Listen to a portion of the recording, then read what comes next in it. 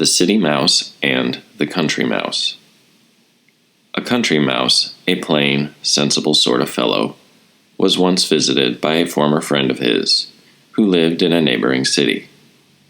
The country mouse put before his friend some fine peas and wheat stalks, and called upon him to eat heartily of the good cheer. The city mouse nibbled a little here and there in a dainty manner, wondering at the pleasure his host took in such coarse and ordinary fare.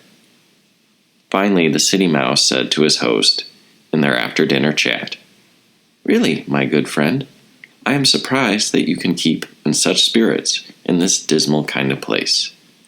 You see here no life, no gaiety, no society, in short, but go on and on in a dull, humdrum sort of way, from one year's end to another. Come now with me this very night, and see with your own eyes what a life I lead." The country mouse consented, and as soon as it was dark, off they started for the city, where they arrived just at the end of a splendid supper given by the master of a house where our town friend lived. The city mouse soon got together a heap of dainties on a corner of the handsome carpet.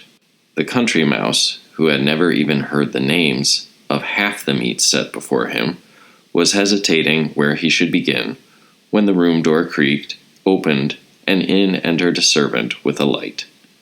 Off ran the mice, but everything soon being quiet again, they returned to their repast, when once more the door opened, and the son of the master of the house came running in, followed by his little terrier, who ran sniffing to the very spot where our friends had just been.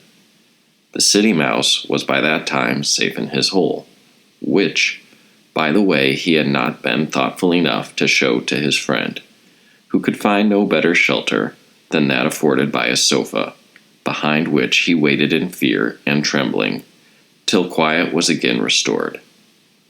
The city mouse then called upon him to resume his supper, but the country mouse said, No, I shall be off as fast as I can.